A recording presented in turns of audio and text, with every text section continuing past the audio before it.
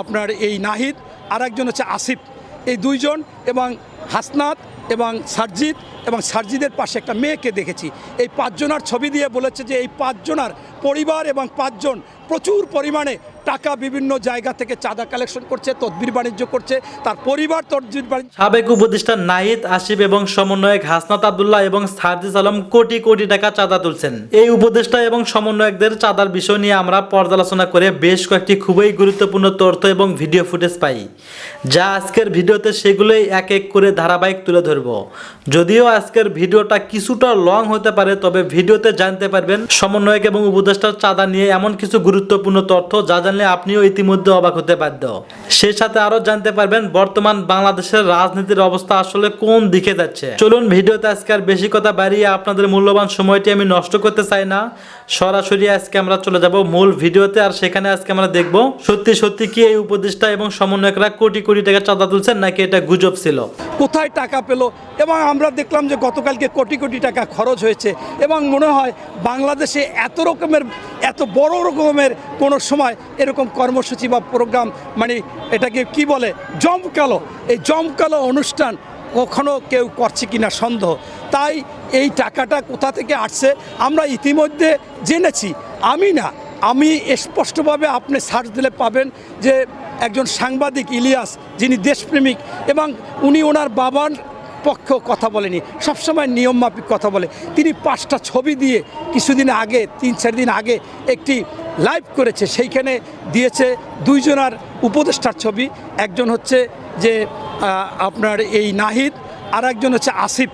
এই দুইজন এবং হাসনাত এবং সারজিদ, এবং সারজিদের পাশে একটা মেয়েকে দেখেছি।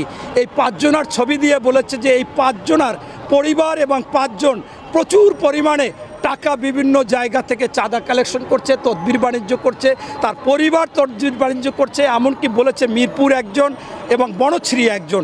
এবং এই টাকা এখন চাঁদার থেকে চলে গেছে ডোনেশন, সেই ডোনেশন আনতেছে। এই ডোনেশন কারা দিচ্ছে? তারা অবশ্যই সুযোগ সুবিধা নেবে, তারা অবশ্যই আওয়ামী ফ্যাসিস্টের সময় অবৈধ টাকা উপার্জন করেছে।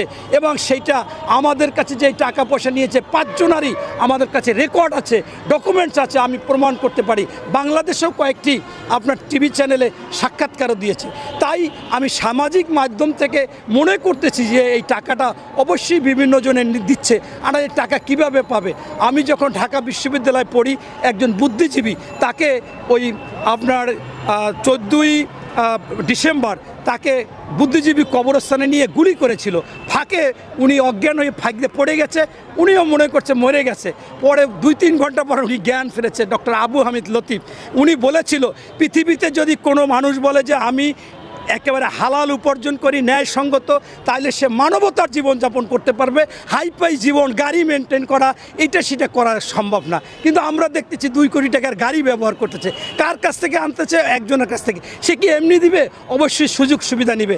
তাই আমার কাছে মনে হচ্ছে যে এইটা কোনো অশুভ শক্তি, অবৈধ উপার্জনকারী শক্তি, এবং রাঘব বোয়াল যারা অবৈধ টাকার, তারাই কোনো না কোনোভাবে সুবিধা করতেছে। এমনকি বহির্বিশ্ব থেকেও সুযোগ সুবিধা আসতে পারে। ইতিমধ্যে সামাজিক মাধ্যমে দেখা গেছে যে কিছু কিছু এনজিও টাইপ ইউএসএ, আমেরিকা থেকে তারাও কিছু কিছু অনুদান দিয়েছে। আমাদের ডক্টর ইউনূস সাহেব, তিনি কিন্তু একজন আন্তর্জাতিকভাবে এনজিও প্রতিনিধি বা এনজিওর কাজ করেন, তিনিও এনে দিতে পারেন। তিনি তো আগেই স্পষ্ট করেছেন তারা নিরপেক্ষতাও অনেকটা হারিয়েছেন, যে তাদের পক্ষ নিয়েছে। তাই আমি বলবো যে যেভাবেই যে টাকা পয়সা আসুক সেটা হলে বড় কথা না। বড় কথা হচ্ছে আজকে তারা একটা পার্টি, আজকে থেকে তারা নিরপেক্ষ ভূমিকা পালন করবে। সকল দল যে সুযোগ সুবিধা সরকার থেকে পাবে সেইটা নিবে, এবং আপনার তারা পরিশ্রম করে দলকে গঠন করবে। একটা প্রতিযোগিতায় গেলে তারা সেইভাবে যাবে। আমরা চাই না যে এই অবৈধ টাকা আবারও বাংলাদেশে এই সরাসরি হোক, অবৈধ টাকা দিয়ে সমাজকে কলঙ্কিত করা হোক, মানুষকে কেনা হোক, বিক্রি করা হোক, এইটা যাতে না হয়। এবং পাশাপাশি আমি আপনাদের মাধ্যমে যেহেতু সুযোগ পেয়েছি, আমাদের ভারপ্রাপ্ত চেয়ারম্যান মহোদয় তারেক রহমান সাহেবের 5ই আগস্ট থেকে কথা, বাংলাদেশে এই যে সন্ত্রাস, চাঁদাবাজ, দখলবাজ চলবে না। আমাদের বিএনপি যারা আছে তাদের সবিনয়ে আবেদন করব, তাদেরকে প্রতিহত করুন, ধরুন, এবং কোনোভাবে এটা বরদাস্ত করা হবে না। আমাদের তারেক রহমান সাহেব এদেরকে বরদাস্ত করবে না। হাতে গোনা 2-4 জনের মাধ্যমে এই সমস্ত ঘটনা অঘটন ঘটবে, এটা কোনোভাবে বরদাস্ত করা হবে না। অবশ্যই বাংলাদেশে 60%-এর বেশি মানুষ বিএনপিকে পছন্দ করে, সেই বিএনপি প্রতিযোগিতায় এগিয়ে যাবে এবং আমরা যদি জনগণের পাশে দাঁড়াতে পারি, জনগণ যাতে ভুক্তভোগী না হয়, চাঁদার শিকার না হয়, দখলের শিকার না হয়, সেই কাজগুলো করতে পারলে আমরা বাংলাদেশে আশা রাখি 90% মানুষ বিএনপিকে ভালোবাসবে, বিএনপির পক্ষ নেবে। সেই কাজটা আমাদের প্রতিযোগিতায়। আমি আপনাদেরকে একটু জনতার কথা শোনাবো। এখন জনগণ যে এসেছে, মানুষ যে স্বতঃস্ফূর্তভাবে এসেছে মানিক মিয়া এভিনিউতে, কেন এসেছে তাদের মুখ থেকে একটু আমরা কথা শুনি। আমরা যারা শুনতেছি কি মেসেজ দেয় আজকে শহীদ পরিবার থেকে সারা বাংলাদেশের জন্য, নাগরিকত্ববোধ এবং দেশাত্মবোধ থেকে আমার দায়িত্ব হিসেবে আমি এখানে এসেছি এবং আমার নতুন যে প্রজন্ম, একে সাক্ষী হিসেবে রেখে একে এই দলের প্রতি সমর্পণ করার জন্য আমি এসেছি। আমি আসছি এদেরকে সমর্থন করতে, এদের সাথে থাকতে। আমার ছেলে তো আর পাই নেই, এখন যারা নতুন পার্টি করতেছে এদের সমর্থন করতে।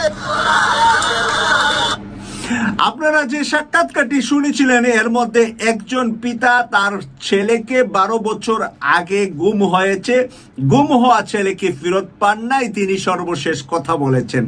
আরেকজন কথা বলেছেন, তার ছোট্ট ছেলেকে কাঁধে করে 3 বছরের ছেলেকে নিয়ে এসেছে, বলেছিল যে আমি আজকে তার বয়স 3.5 বছরের কিছু বেশি হবে, কারণ 3 বছর বয়সের ছেলেকে নিয়ে 5ই আগস্ট উনি রাস্তায় ছিলেন। আর আজকে আবার ছেলেকে নিয়ে সেখানে এসে বললেন যে আমি নতুন প্রজন্মকে পরিচয় করাতে আসছি। তারা কারা? তারা কারা? তারা তোমার ভাই ছাড়া নাকি এই দেশকে স্বাধীন করেছে 24-এ। প্রিয় দর্শক, এরকম উৎসাহ উদ্দীপনা মানুষের ভিতরে জাগরণ হয়েছে কি শুধু শুধু, নাকি এই তরুণদের পিছনে রয়েছে বিশ্বের বিভিন্ন দেশে বসবাসকারী বহু শক্তিশালী সুপুরুষ? কাপুরুষ নয়, সুপুরুষ। কোন সুপুরুষ? যেই সুপুরুষদের ডাকে আপনারা সোশ্যাল মিডিয়ার ডাকে নেমে এসেছিলেন 5ই আগস্টে স্বৈরাচার হাসিনা বিদায় নিতে বাধ্য হয়েছিল। সেই বড় বড় রাঘব বোয়াল, যেই রাঘব বোয়াল অর্থ 2 রকম বোঝা যায়। একরকম হলো খারাপ রাঘব বোয়াল, আরেক রকম হলো মিজানুর রহমান আজহারি যেরকম একটা ভালো রাঘব বোয়াল। তার বক্তব্যটা পজিটিভলি মানুষ শোনার জন্য যায়। অনুরূপ সোশ্যাল মিডিয়ার অ্যাক্টিভিস্ট এবং বাংলাদেশের মিডিয়া, প্রিন্ট মিডিয়া থেকে শুরু করে বড় বড় শক্তিশালী মানুষগুলা এই ছাত্রদের পিছনে কাজ করছে এবং ছাত্রদেরকে সামনে নিয়ে আগামী নির্বাচনকে একটি কন্টেস্টপূর্ণ নির্বাচন জনতার সামনে মানুষ উপস্থাপন করবে। আমি আরেকটু আপনাদেরকে ওখানে উপস্থিত জনতার কিছু কথা শোনাচ্ছি। জুলাই আহতরা ক্র্যাচে ভর দিয়ে কেউ কেউ জাতীয় পতাকা হাতে, কেউ বা নতুন দলের ব্যানার নিয়ে জাতীয় সংসদের সামনে জড়ো হয়েছে নতুন রাজনৈতিক আকাঙ্ক্ষা নিয়ে। স্লোগান আর মিছিলে জাতীয় সংসদ এলাকা হয়ে উঠেছিল নতুন বাংলাদেশের প্রতিচ্ছবি। ছাত্রদের দলকে শুভকামনা জানানোর পাশাপাশি নানাবিধ চ্যালেঞ্জের কথাও বলছেন আত্মপ্রকাশ অনুষ্ঠানে যোগ দেয়া শুভাকাঙ্ক্ষীরা। মানুষের অন্তরে ঢুকে যেতে পারে, পাড়া মহল্লা যদি এদের কমিটি গঠন করতে পারে, তাহলে এরা সর্ব জায়গায় দখল করে নিতে হবে পারবে এবং কি তারা দেশ অবশ্যই চালাতে পারবে। যারা অভিজ্ঞ ছিলেন তাদের ভেতরে তো দুর্নীতি ঢুকে গেছে, সব দলের ভেতরেই। এখন এরা ছাড়া তো দেশ গঠন করার আর কেউ নাই, আর কারো কাছে তো কোনো হোপ পাচ্ছি না। জনগণের আকাঙ্ক্ষাকে যদি অন করে, আগামী দিনে যদি তারা জনগণের প্রতিনিধিত্ব করতে চায় এবং বিশেষ করে শাসন ব্যবস্থায় যদি প্রেসার গ্রুপ হিসেবে কাজ করে, তাহলে এই দেশের মানুষ, সকল মানুষ তাদেরকে সমর্থন করবে। জাতীয় ঐক্যকে সামনে রেখে দেশের বিরুদ্ধে যদি ঐক্যের দিকে তারা ভূমিকা রাখতে পারে, তাহলে তারা সফল হবে এবং জনগণের আকাঙ্ক্ষা বাস্তবায়ন হবে। আপনারা শুনতে পাচ্ছেন নারী এবং পুরুষদের কণ্ঠে কথাগুলা। নারী এবং পুরুষরা সেখানে এসে বলছে যে আমরা আশার সর্বশেষ স্থলে দাঁড়িয়েছি, আমরা দাঁড়িয়েছি নতুন বাংলাদেশ গড়ার জন্য এই নতুন তরুণ সমাজের কাছে। এর আগে আমরা যারা রাষ্ট্র পরিচালনা করেছে তাদের কাছ থেকে আমরা প্রতারিত হয়েছি শব্দটা তারা যে বলেছে তাদের মুখ থেকে, তাদের ভাষা থেকে, তাদের ল্যাঙ্গুয়েজ থেকে, তাদের কথা থেকে আপনারা শুনতে পেয়েছেন যে নতুন স্বপ্ন আমরা তরুণদের কাছ থেকেই আশা করছি। তরুণদেরকে নিয়ে কারা এগিয়ে যাবে, কারা যেতে পারবে, তরুণদের সাথে কোন গার্জিয়ান সাথে থাকবে, সেই গার্জিয়ান নিয়ে এখন ভারত পাকিস্তান যেরকম ক্রিকেট খেলা হলে একটা মানুষের ভিতরে উত্তপ্ততা কাজ করে, এখন বাংলাদেশ নিয়ে সারা বিশ্ব রাজনীতি কাজ করছে। বাংলাদেশ নিয়ে এই তরুণদের পিছনে বিশ্ব রাজনীতির একটা অংশ হিসাবে তরুণদের কাজ এখন আমরা দেখতে পাচ্ছি। আমরা এই যে স্বপ্নের জায়গাটা দেখছি, সেই স্বপ্নের জায়গা আমি আশা করি কেটিভি 24 এর প্রিয় দর্শক যারা সবসময় আমাদের অনুষ্ঠান দেখেন, আপনাদেরও মনের আকাঙ্ক্ষা স্থলে কিছুটা হলে খোরাক যোগাচ্ছে মানিক মিয়া এভিনিউতে এই নতুন রাজনৈতিক দলটি, তরুণদের রাজনৈতিক দলটি। আমি তরুণদের রাজনৈতিক দলকে সমর্থন করি বা না করি, আপনারা বসে থাকবেন না, কারণ আপনারা দেশকে যারা স্বাধীন করেছেন রাস্তায় থেকে, তাদের একেবারে স্বাধীনতা অর্জনের ফসল যেহেতু ঘরে এখনো আপনাদের পৌঁছে নাই, ফসলটা নিয়ে যে কোন শকুনের এখন টানাটানি করছে। আপনারা দেখছেন যে ডাক্তার পিনাকি ভট্টাচার্যের ভিডিওতে আমিও যেখানে কথা বলেছি যে বিষয়টা নিয়ে, আমাদের ইলিয়াস হোসেন ভাই সাংবাদিক যেভাবে কথা বলছে এবং সোশ্যাল অ্যাক্টিভিস্টরা যেভাবে কথা বলছে, বর্তমান সময়ে শকুনের থাবায় পড়ে আছে বাংলাদেশের রাজনীতি।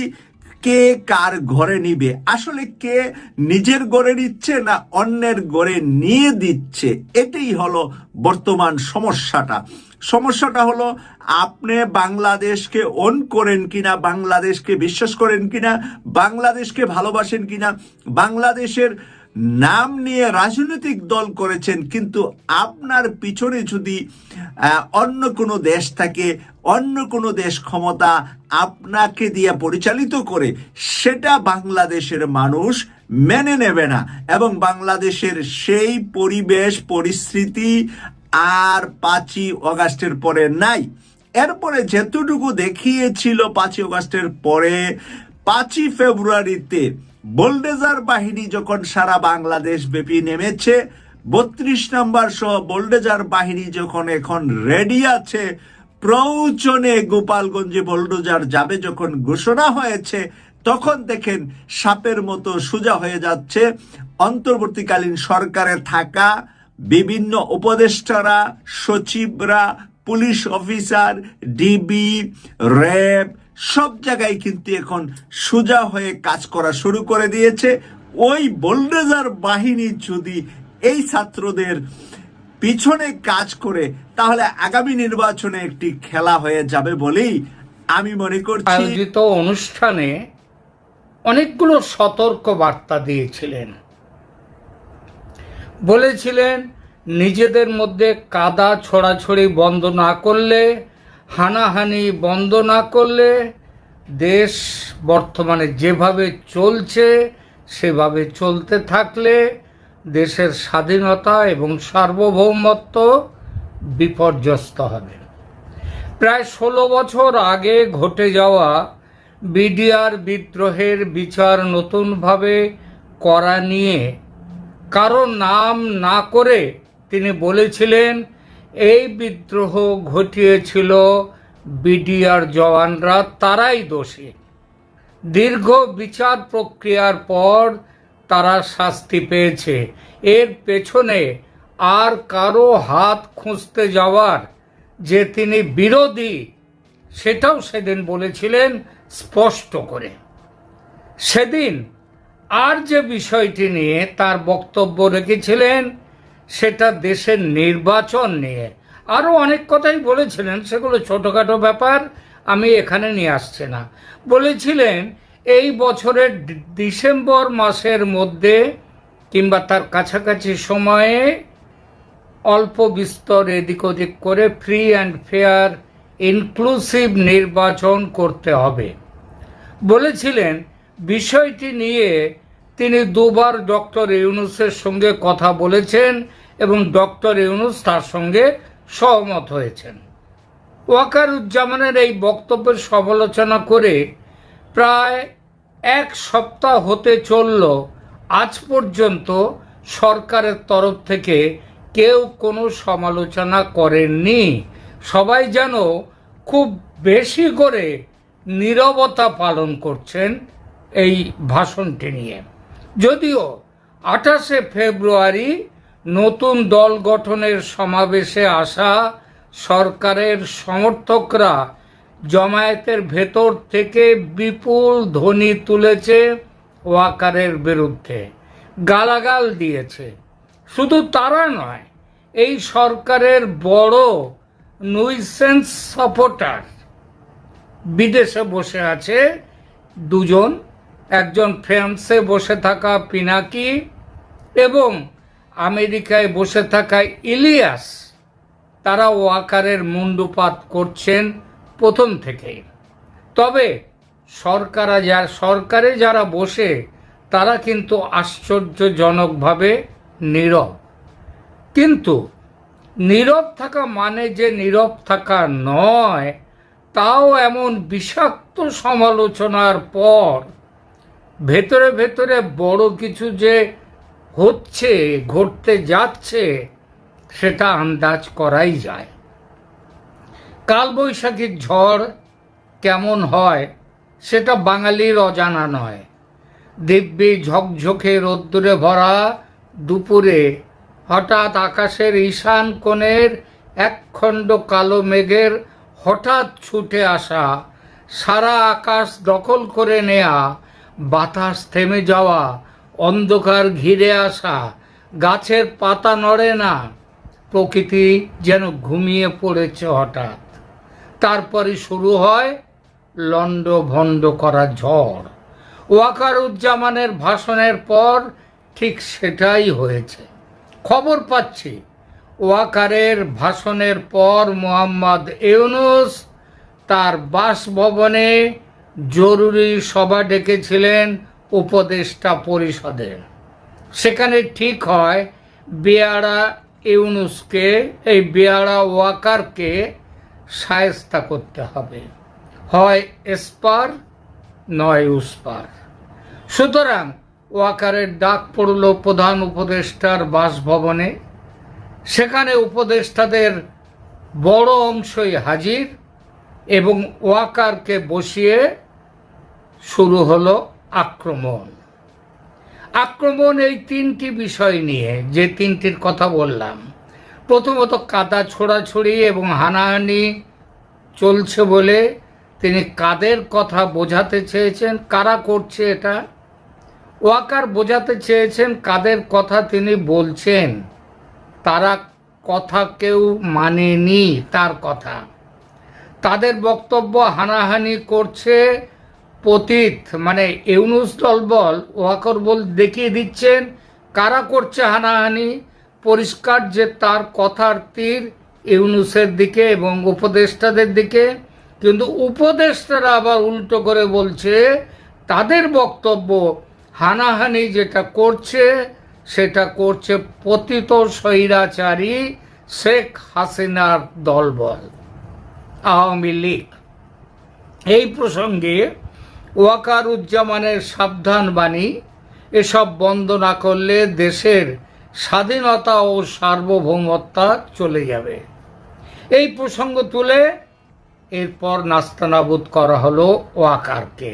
শুরু হলো, তাকে জিজ্ঞেস করা হয়েছিল ওই মিটিংয়ে যে দেশের ওই যে উপদেষ্টা পরিষদের যেখানে ডাক পেয়ে উনি গেছিলেন, যে দেশের সার্বভৌমত্ব স্বাধীনতা কেন বিপদে পড়বে?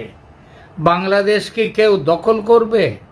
কে দখল করবে? ভারত? এর উত্তরে ওয়াকার নাকি রেগে গিয়ে বলেন, ভারত কেন পাকিস্তানের সঙ্গে যে প্রেম হতে চলেছে, যেভাবে পাকিস্তানকে এখানে ডেকে নিয়ে আসা হচ্ছে, তাতে সেই কারণের জন্য তো বিনষ্ট হতে পারে স্বাধীনতা। এমনও তো হতে পারে যে পাকিস্তানের জন্য ভারত আমাদের ওপরে ঝাঁপাতে পারে, আর তাতে ক্ষতিগ্রস্ত হবে বাংলাদেশ, আমাদের দেশ। এই কথার পর আর এক প্রস্তুত তুমুল ঝগড়া শুরু হয়ে গেল। একদিকে একা ওয়াকার, অন্যদিকে বাকি সবাই। এরপর এলো বিডিআর বিদ্রোহ প্রসঙ্গ। ইউনূস সরকার চাইছে এই বিদ্রোহের পেছনে শেখ হাসিনা এবং তার মদতদাতা হিসেবে ভারতকে ফাঁসাতে। এজন্য নতুন করে তদন্তের ব্যবস্থা হয়েছে, আর এর বিরোধিতা করেছেন ওয়াকার সাহেব। তিনি বিদ্রোহের সব দায় ওই বিডিআর বিদ্রোহীদের ওপর চাপিয়েছেন। এটা করে তিনি সরকারি সিদ্ধান্তের বিরোধিতা করেছেন। এইটাই হলো তাকে আক্রমণের মূল কারণ। কেন করলেন, কেন বললেন এসব কথা ওয়াকার ওই মিটিংয়ে? সুতরাং কৈফিয়ত চাই। বলা বাহুল্য, এটা নিয়েও তুমুল বাকবিতণ্ডা শুরু হলো। এবং শেষে 3 নম্বর পয়েন্ট, নির্বাচনের ব্যাপারে জ্ঞান দেওয়ার অধিকার না থাকলেও ওয়াকার কেন সেটা করলেন। ওয়াকার সাহেব বলার চেষ্টা করলেন, ঢাকার মার্কিন দূতাবাসের যে chargé d'affaires Tracey Jacobson, তাকে বলেছেন এসব কথা, বলেছেন এর ব্যবস্থা করতে, তাই তিনি এ কথাগুলো বলেছেন।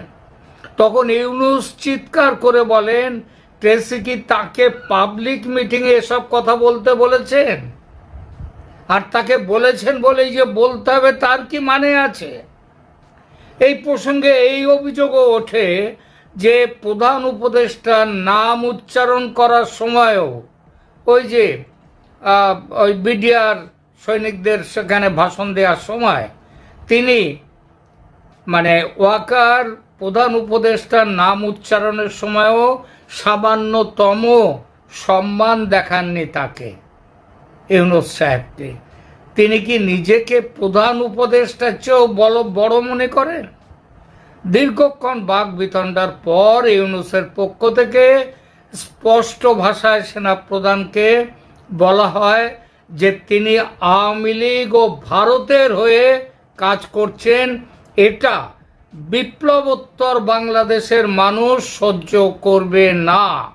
এক সমন্বয়ক উপদেষ্টা তখন বলেন, হাজারো শহীদের রক্তের বিনিময়ে গঠিত এই সরকার, এই বিপ্লবী সরকার হাসিনা ও ভারতের দালালি সহ্য করবে না। ওয়াকার হাসিনার এবং ভারতের দালালি করছেন। এবং ওয়াকারুজ্জামানকে সেই মিটিংয়ে, সেই সভাতেই সেখানে নির্দেশ দেয়া হয়, দেশের ভালো ও নিজের ভালোর জন্যে আপনি অবিলম্বে পরিত্যাগ করুন আপনার সেনা প্রধানের পদ, আপনি এক্ষুনি ওখান থেকে বেরিয়ে যান। ওয়াকারুজ্জামান তিনি তার উত্তরে বলেন, কিছুই বলেননি তিনি এরপরে ওখান থেকে বেরিয়ে আসেন আর কোনো কথা না বলে। পরবর্তী খবর হলো ইউনূস এবং ওয়াকার এই দুই তরফই তৈরি হচ্ছেন কে কাকে তাড়াবে তার জন্য। নতুন দল তৈরি করে ইউনূসের যে ছিটকে যাওয়া ছাত্ররা, যে দুর্বৃত্তরা, তাদের এক করার চেষ্টা করতে শুরু করলেন।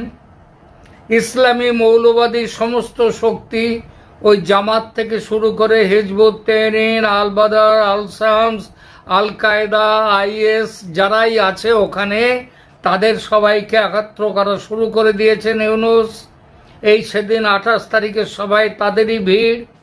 সেই সঙ্গে পাকিস্তানের সঙ্গে যেসব সেনাকর্তারা আছেন তাদেরও গুরুত্বপূর্ণ সেনা ক্যান্টনমেন্টে বসানো শুরু করে দিয়েছেন ইউনূস তার তরফ থেকে যেভাবে যতটা করা যায়। আর ওয়াকারের সঙ্গে যারা আছেন তাদেরকে গ্রেপ্তারের তালিকাও তৈরি হচ্ছে। শোনা যাচ্ছে যে 2 জন ইতিমধ্যে গ্রেপ্তার হয়েছেন এবং তাদের কাছে নাকি ট্রাঙ্ক ভর্তি বিপুল পরিমাণ টাকা পাওয়া গেছে। বসে নেই ওয়াকার সাহেবও, তবে চরিত্রগতভাবে ফাইটিং স্পিরিট যাকে বলে সেটা ওয়াকারের মধ্যে কিঞ্চিত কম। একটু ভীতু আর আয়েসি গোছের মানুষ, লোভ আছে, কিন্তু লোভটাকে মেটাতে গেলে যে কিছু করতে হয়, কাজ করতে হয়, সাহস দেখাতে হয়, সেই সাহসটা তার কাছে নেই। এজন্য 5 আগস্টে ক্ষমতা একবারে হাতের মুঠোয় পেয়েও তিনি মুঠো আলগা করে দিয়েছিলেন। এমনও হতে পারে যে এখন এই ইউনূস বনাম ওয়াকারের লড়াইতে শেষ মুহূর্তে হয়তো ওয়াকার পিছিয়ে এলেন, বলে বসলেন আমি বাবু ঝামেলায় পড়তে চাই না, শান্তিতে থাকতে চাই।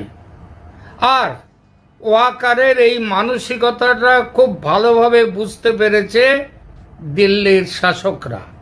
আগেই বলেছি বাংলাদেশের ক্ষমতা এবং যে সংকট এখন, সেটা নিরসনের দায়িত্ব দিল্লির উপরে আছে, নরেন্দ্র মোদীর ওপর। সুতরাং দিল্লি এই ক্ষমতা পেলেও করত, না পেলেও করত। সুতরাং দিল্লিও এই জিনিসগুলো ভাবছে, তারা বসে নেই। ওয়াকারের ওপর ইউনূসকে গ্রেপ্তারের দায়িত্ব ইতিমধ্যে দিয়ে দেওয়া হয়েছে, কিন্তু তাকে বলে দেওয়া হয়েছে যে ইউনূস স্বেচ্ছায় পদত্যাগ না করলে তাকে গ্রেপ্তার করো এবং রাষ্ট্রপতিকে দিয়ে নতুন সরকার বসানোর চেষ্টা। তারা ওয়াকারকে, এটা এখন দিল্লি ভাবছে যে এখনো কিন্তু এখানে ওয়াকার কিছু করতে পারেন, যদিও নির্দেশ দেওয়া হয়ে গেছে ওয়াকারকে ইউনূসকে হটাবার ব্যাপারে। তারা তখন দিল্লি এখন করছে কি, ওয়াকারকে রেখে দিয়েই লুপে রেখে দিয়েছে, তাকে আলাদা করে দেয়নি, তাকে রেখে দিয়েছে সঙ্গে, তাকে সামনে রেখেই একটা বিকল্প ব্যবস্থা তৈরি করেছে। ওয়াকারের বিশ্বাসভাজন অফিসারদের একটা লিস্ট অজিত ডোভালকে দিয়েছেন শেখ হাসিনা। ডোভাল হাসিনাকে বলেছেন এই অফিসারদের সঙ্গে আপনি নিজেও কথা বলুন। হাসিনা তাদের সাথে যোগাযোগ করেছেন, কথা বলছেন এবং নিরন্তর যোগাযোগ রাখছেন এই অফিসারদের সঙ্গে, যারা শেখ হাসিনার প্রতি যাদের কৃতজ্ঞতা বোধ আছে, শেখ হাসিনাকে যারা সম্মান করে। আগামী খুব অল্প দিনের মধ্যে সেনা অভ্যুত্থান গোছের কিছু একটা হতে চলেছে বাংলাদেশে। ইউনূস এবং তার উপদেষ্টারা গ্রেপ্তার হবেন।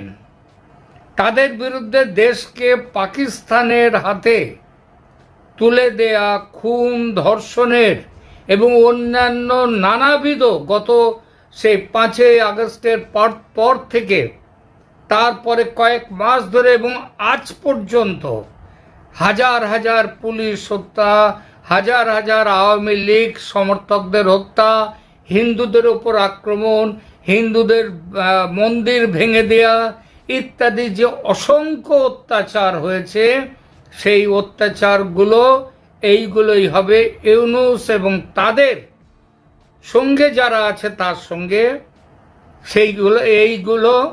এই অপরাধগুলো তাদের বিরুদ্ধে তোলা হবে এবং তাদের বিরুদ্ধে আরও যে বড় অপরাধের অভিযোগ তাদের বিরুদ্ধে আনা হবে, সেটা হচ্ছে পাকিস্তানের হাতে দেশকে তুলে দেওয়ার ব্যবস্থা করা।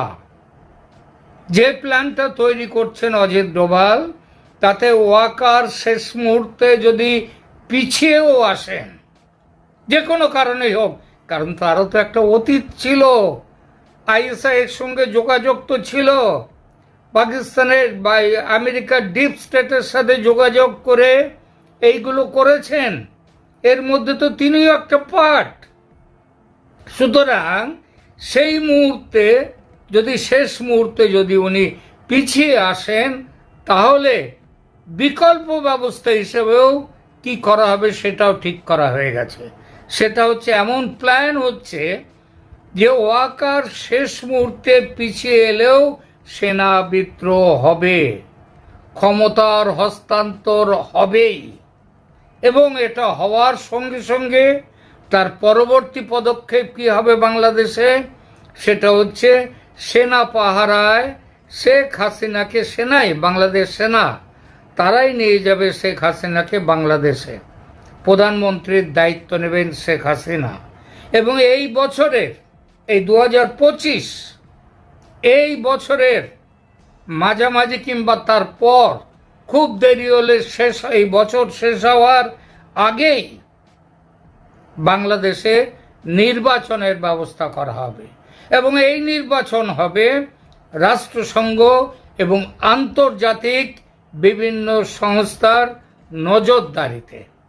ভারত পুরো ব্যাপারটাকে কোঅর্ডিনেট করবে পুরো ব্যাপারটা, এবং এই বছরের শেষ নাগাদ আন্তর্জাতিক নজরদারিতে যে নির্বাচন হবে সেটা free and fair and inclusive হবে। অবশ্যই ইনক্লুসিভ বলতে জামাতকে যাদের ধর্মের রাজনীতি করাটা, যাদের ঘোষিত লক্ষ্য 71-এর মুক্তিযুদ্ধে যাদের ভূমিকা সারা পৃথিবীতে সবার জানা, সেই জামাতকে রেখে দিয়ে ভোট হবে কিনা, এবং ডোনাল্ড ট্রাম্প তিনি রাজি থাকবেন কিনা মৌলবাদী শক্তিকে প্রশ্রয় দেওয়ার জন্যে, সেটা কিন্তু দেখার। কারণ শেখ হাসিনা যখন, মনে রাখতে হবে, শেখ হাসিনা যখন দেশ ছেড়ে চলে এসেছিলেন সেই সময়ও কিন্তু জামাত নিষিদ্ধ দল, জামাত ছিল রাজনৈতিকভাবে নিষিদ্ধ দল। তার নিষেধের সেটা উঠে গেছে কিনা সেটা বলা যায় না, কিন্তু এখন দেশ থেকে তাদের বিরুদ্ধে সব মামলা উইথড্র হয়েছে কিনা তার কোনো ঠিক নেই, কিন্তু দেশটাকে বর্তমানে চালাচ্ছে জামাত। ধন্যবাদ প্রিয় দর্শকবৃন্দু, আমাদের ফুল ভিডিওটি দেখার জন্য আপনাকে জানাই অসংখ্য ধন্যবাদ। তো বন্ধুরা, ইতিমধ্যে আপনারা যে ভিডিও ফুটেজগুলো দেখলেন, সমন্বয়ক এবং উপদেষ্টারা, বিশেষ করে সাবেক উপদেষ্টা নাহিদ ইসলাম আসিফ এবং সমন্বয়ক হাসনাত আবদুল্লাহ এবং শাহজিদ আলম কোটি টাকা চাঁদা তুলছেন, এমন একটি নিউজ সোশ্যাল মিডিয়াতে ভাইরাল হয়ে গেছে। এই বিষয় নিয়ে আপনারা কি মন্তব্য করতেছেন অবশ্যই কিন্তু কমেন্ট বক্সে কমেন্ট করতে ভুলবেন না। আর হ্যাঁ, তারা অনেকেই বলতেছে এই সমস্ত সমন্বয়ক এবং উপদেষ্টারা কোটি টাকা চাঁদা তুলে তারা কিন্তু একটা সম্মেলন করছে, যেখানে এই ছাত্রদের সংগঠন ছিল, ছাত্রদের নতুন দল গঠন করছে, যে দলের নাম দিছে বাংলাদেশ জাতীয় নাগরিক পার্টি। এই বিষয় নিয়ে আপনাদের কী মন্তব্য অবশ্যই কমেন্ট বক্সে কমেন্ট করতে ভুলবেন না। আর হ্যাঁ, আজকের ভিডিওতে আমার নিজস্ব কোনো কথা বলা হয়নি, যা কিছু দেখছেন, যা কিছু শুনছেন, সব কিছু কিন্তু সোশ্যাল মিডিয়া থেকে সংগ্রহ করা। ধন্যবাদ।